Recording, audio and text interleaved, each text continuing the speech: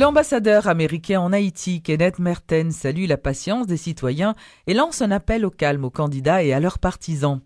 Il met l'accent sur la nécessité pour que l'organisme électoral accomplisse sa tâche en toute indépendance. Interrogé sur le retard dans la publication des résultats préliminaires, le diplomate américain n'y voit aucun inconvénient pourvu que le délai n'affecte pas la crédibilité des résultats. Je crois comprendre que le report a été motivé par le souci de publier des résultats corrects qui respectent la volonté de la population, a insisté M. Mertens, invitant les autorités électorales à prendre en compte les recommandations de l'OEA dans le cadre de la tabulation des procès-verbaux. M. Mertens souhaite que la transition politique ait lieu dans les meilleures conditions au début du mois de mai 2011. Après la publication des résultats préliminaires, le diplomate américain exhorte les candidats à recourir aux voies légales de contestation. La violence ne permettra pas de solutionner les problèmes, a martelé M. Mertens, et les résultats préliminaires des élections présidentielles et législatives devront être communiqués par le Conseil électoral provisoire le 4 avril prochain. Tout simplement, les autorités compétentes ont intérêt à respecter le verdict des urnes pour éviter qu'il y ait des dérapages à l'occasion de la proclamation des résultats du second tour. C'est ce qu'a déclaré le colonel Himmler Rebu. Intervenant à la rubrique Le Point de Radio et Télé Métropole, le responsable du GRE a indiqué que les résultats des élections sont connus et qu'en aucune façon les autorités ne peuvent les changer. Selon M. Rebu, les raisons avancées par les membres de l'institution électorale pour justifier le report de la publication des résultats ne sont pas fondées. Oui, je connais les résultats. Okay. Je connais les résultats, et les résultats sont très clairs, et je ne me fie pas seulement à mes instincts de professionnel. Je me suis donné le temps de parcourir le pays pendant mes mois de silence, de voir l'opinion des gens.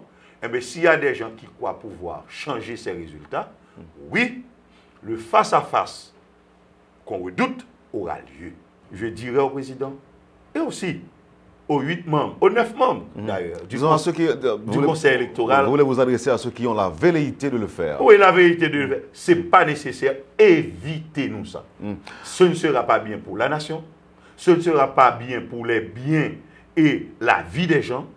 Et on ne pourra pas mettre ça sur le compte de quelconque candidat à la présidence, car aucun candidat à la présidence n'aurait le pouvoir d'organiser le désastre qu'on voudrait provoquer dans le pays avec une falsification de ces résultats. Que les membres du Conseil électoral reviennent à la raison.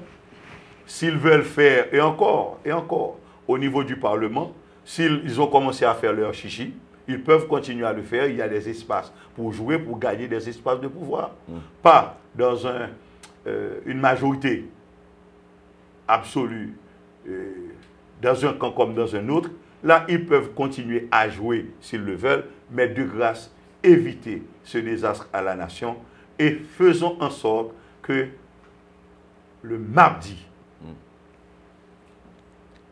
5 soit une journée de fête nationale en acceptant tout simplement les conséquences de nos inconséquences, en acceptant l'accession au pouvoir d'un président de la République choisi par la population. Ce n'est pas une guerre nécessaire. En acceptant un président ou une présidente, colonel Rebu. Je ne rectifie pas ma phrase.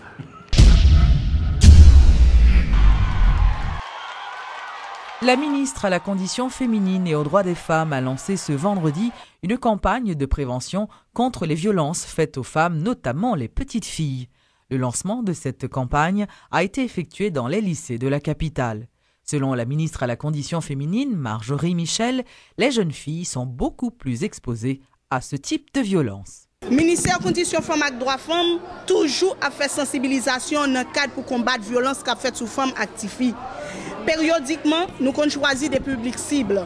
Kounia, époque ça, nous choisissons de lancer campagne ça avec Timoun l'école, spécialement avec différents lycées que nous réunissons là aujourd'hui pour nous bailler des outils, pour nous bailler des concepts, pour nous gagner tout ça bagage que tu as besoin en cas où tu as subi violence, en cas que tu as agressé, pour connaître qui mesure pour prendre. Et en matière de prévention, tout, nous venons faire programme ça avec eux pour nous dire comment vous êtes capable de prévenir tête yo, et au cas où vous avez subi des actes de violence, qui ça pour vous faire pour vous capable faire prise en charge pour vous capable de joindre justice par rapport à ça que vous capable de subir n'importe moment à l'autre. Parce que là, nous considérons, d'après des rapports, jeunes, c'est public qui plus exposé, c'est groupe qui plus exposé à phénomène de violence par rapport à sexe, et spécialement jeunes filles. C'est peut-être ça, nous là, nous pas mobiliser filles seulement. Ou à joindre des élèves différents lycées. Quitte ces lycées, côté ces filles qui la donnent, quitte ces lycées qui gagnent garçons qui la donnent, ils sont toutes là, ils viennent participer dans l'activité ça. Parce que nous jugeons nécessaire que question combat de violence sous femmes actifiant, c'est pas affaire femmes seulement. C'est pas affaire ministère conditions femmes seulement. C'est pas affaire la police seulement. C'est pas affaire organisation de famille seulement, mais c'est question toute en société. Encore plus, c'est pas question filles seulement liées, c'est question et femmes et garçons.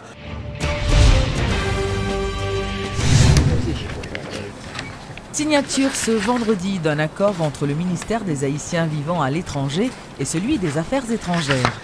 Selon Edwin Parison, l'objectif de ce protocole d'entente est de permettre à la communauté haïtienne vivant à l'étranger d'avoir un meilleur accompagnement de l'État haïtien. Au terme de cet accord, les titulaires s'engagent, entre autres, à mettre à profit les ressources disponibles dans leurs institutions respectives pour faciliter la communication et le resserrement des liens entre les communautés haïtiennes de la diaspora, entre elles, d'une part, avec Haïti, d'autre part. Ils s'entendent aussi pour renforcer la protection et la défense des droits des ressortissants haïtiens à l'étranger et les droits des ressortissants haïtiens et leurs descendants. Dans le cadre du dit accord, un comité de pilotage paritaire est chargé d'assurer une bonne coordination générale entre les deux parties. Pour sa part, la ministre des Affaires étrangères, Marie-Michelle Le Ray, a indiqué que cet accord permettra au gouvernement d'étendre ses représentations diplomatiques dans certains pays. Le fait que le ministère des Affaires étrangères a des missions, des ambassades, des consulats un peu partout, même si peut-être pas à travers le monde entier, mais certainement dans les endroits où il y a la plus forte densité de population haïtienne. Et c'est dans ce cadre-là, par exemple, que nous venons d'ouvrir un consulat à Atlanta, parce qu'il y a une forte communauté haïtienne à Atlanta. Et ces cadres du ministère, des consulats ou ambassades, ont déjà, avec cet accord, un support qui leur permet d'intervenir sans qu'on soit obligé de leur donner des instructions en tout bout de champ, que le ministre m'appelle, que j'appelle l'ambassadeur ou le chef de mission ou celui qui est chargé d'affaires ou le consul, pour pouvoir intervenir. Ça définit quand même un certain nombre de paramètres. Madame, Monsieur, bonsoir. Fin ce mercredi d'un colloque de 2 jours organisé par l'USAID en collaboration avec l'Université Cornell, la Fondation Better You, sous le haut patronage du ministère de l'Agriculture. Ce colloque international avait pour but de promouvoir une nouvelle technique de production de riz baptisée système de riziculture intensive. Selon le ministre de l'Agriculture et le directeur du projet WINER, les avantages sont énormes par rapport à la méthode traditionnelle. Notons que la clôture de ce colloque a eu lieu en présence de l'acteur américain Jim Carrey. Est-ce que nous avons ça 4 brins? 1, 2, 3, 4. Et vous plantez n'importe qui. Vous n'avez pas de... Ok, ouais, par contre, 10 élémentaires, vous faites là, n'importe qui planter. Et vous plantez 3 fonds. Désormais, Haïti dispose d'une nouvelle technique pour produire du riz. Il s'agit du système de riziculture intensive, expérimenté depuis quelques mois, notamment dans la plaine du cul-de-sac, à Mirbalais, à Montrouy et au Gonaïve. Selon le ministre de l'Agriculture, jusqu'ici, cette méthode a porté des fruits. Johannes Gay. Pour qui ça augmentation de production du riz important en Haïti? C'est qu'on connaît que nous avons consommé un pile du riz. 3 ans avant ça, nous étions 450 000 tonnes. Là, nous avons autour de 470 000 tonnes métriques du riz que nous avons consommé chaque année. L'effort qui fait dans ce secteur dans 2 dernières années fait que nous passons grosso modo de 170 000 tonnes à 80 000 tonnes métriques que nous avons fait par an. Maintenant, autour de 140 000 tonnes métriques. Investissement qui fait dans l'irrigation, fertilisants chimiques et formation usagée, encadrement technique, équipement agricole, c'est ça qui fait que nous passons dans l'augmentation. Mais comme nous avons une population qui a augmenté, ça n'a pas trop diminué, même si pour l'exercice 2008, 2009 et 2010, il y a une diminution significative de quantité d'urée qui était importante dans l'UREA par rapport à l'augmentation effective de production d'urée locale.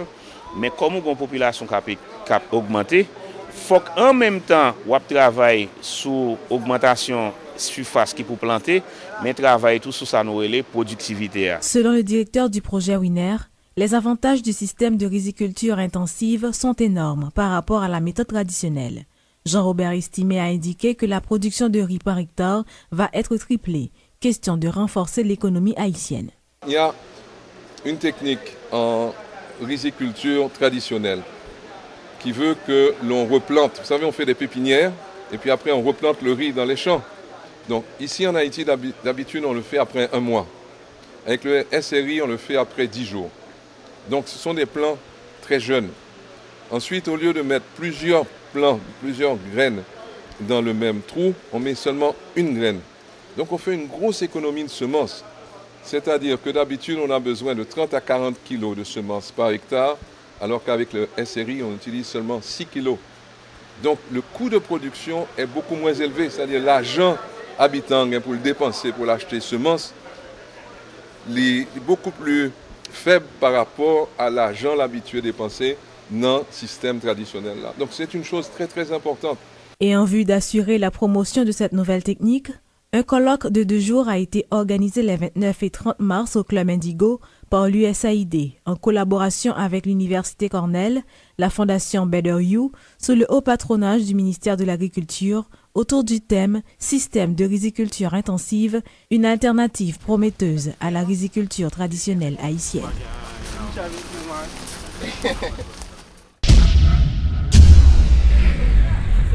L'organisation internationale CHF a présenté le bilan de ses opérations dans le cadre de l'exécution d'un projet de déblaiement dans le quartier de Nazon.